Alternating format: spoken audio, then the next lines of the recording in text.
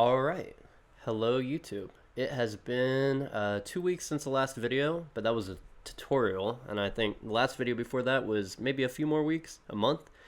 Um, but I appreciate all the comments I got in the last video from people who I helped get set up and running, and it's always good to grow the community for these old versions of the game. It's very cool. I have not done a whole lot, but I started building the city. And these are the first two buildings that I worked out. I did a stream, and I think some of you tuned in and saw me getting clay for this building. I'm sure I'll need more clay. And I wanted to ask what you guys thought about either alternating these buildings. So like that building, this building, another one of that first building, and another one of this building, and filling out this row of four, or trying a different palette for these other two buildings. And if I were to try a different palette with the limited blocks in the game, I was wondering if anybody had any suggestions for what direction I should go with that, because I honestly have no clue right now. Secondly, I was wondering if anybody had any opinions on, I thought about adding a chimney to these, but I also need a way to fill out the sides of these and make them look nicer. So if anybody had any ideas for decorating the sides of these and making them look a little less flat, any sort of feedback is appreciated. Next thing I want to do is build a little concrete wall here. I wanted to put some stone and some cobblestone and give it some depth. So that's what I'm going to be doing next. And then also these things. I put these blocks right here, and some people were saying that it looks weird skipping some. I don't know about these, but typically back there I would just put them on every little corner of four. I'd put these 4 blocks and then like skip some of these because it seemed like too much to have them on top of everything. So I don't know. If anybody has any opinions on that, love to hear it. And then the next thing I've been working on, I have to do a little walking for.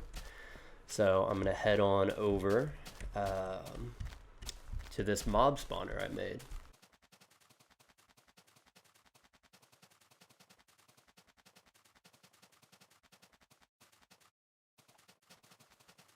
Alright, we got to sail a little bit, but as I'm taking the boat out here, I just wanted to take the time and just thank everybody. I made it to 500 subscribers, which is not, I mean, a huge amount, but it's a milestone that I've wanted to get to for a long time. I've started a few gaming channels and a few YouTube channels throughout my 14 years on YouTube now. That's kind of ridiculous. I think my first channel was 2008, and I never thought I'd get to this number of subscribers and this interaction. Everybody actually watching and leaving nice comments and everything. I mean, it's just been absolutely amazing, and I love it, and it's been a huge confidence boost for my building and all of that stuff, so I appreciate everybody. Okay, so here is, I want to build a big building around this and make it like a cool, like this whole like water base area. But I built this off of an old, let me turn this down. 5. Okay, I built this off of an old Etho video where he did this underground mob farm tutorial where they just come up and sizzle. I wanted to find a way to do the spider separator, but I'm gonna be honest, I'm not that great at following these tutorials, and the video he made was not the clearest video. So I just decided to cut my losses because I wanted a wool source.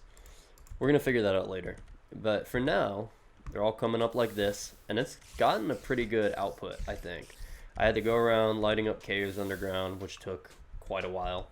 And I went over there, I lit up some of the area. I'd like to light up more of the above ground stuff, but it seems to work pretty well at night still.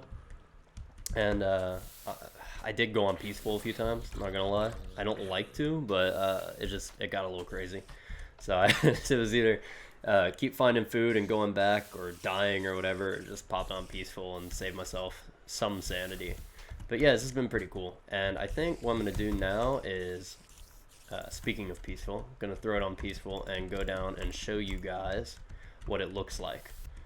Alright, so we're down here, and let me light it up a little bit. Apparently these redstone torches are low enough light so that we can see some things, but high enough light so monsters don't spawn, according to the video I watched. So that's pretty helpful. Basically, it's pretty simple, like just all these platforms spawn the monsters, and they drop in this weird connected waterway system here that was again, all of this was just copy and paste from the Etho video and just following these tutorials, because I am not capable of making anything like this. But if you guys want the original video, I'll probably post it down in the comments or in the description, so you guys can see how to build one of these yourselves. And then, like I said, a lot of the time was just spent F3 looking for monsters and going around and lighting up the caves. And I still need to do some of that, but obviously a monster spawned right here, and they flow right on down. And there was all these weird, complicated signs and things you had to make to get them to actually come up here. And they go right on up. And I think every 14 blocks, he said you have to put an airway so they don't drown and suffocate.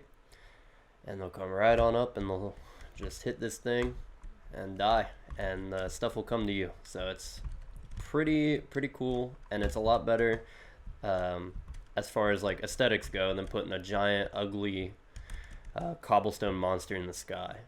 And I think that's about everything that I have to show you. I've been telling people in the comments, I've been playing a lot of Grand Theft Auto Vice City. I've been trying to 100% it. I went through a phase for a while where I was trying to 100% a lot of old PS2 games, and I 100%ed GTA 3 and Grand Theft Auto San Andreas, and this is the last one in that original trilogy that I need to 100%.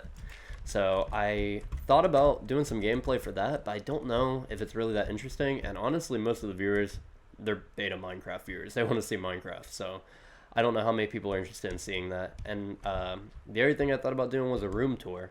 I have a decently organized retro setup, and you know, I'm into old TVs and that kind of thing, old video games. So I'm thinking I might put something like that out and just show everybody how my setup looks and where I play games. But other than that, I've been getting back into Minecraft, so hopefully the videos will be back. And again, I just want to thank everybody. It's been awesome, seriously. And I plan on doing more streams, and I plan on doing more videos. So if you like what you see, I mean, just keep watching, and there'll be more of it. But with that, I think I'm going to end today's video, and I'll see you guys hopefully before January, and hopefully before February. So, see ya.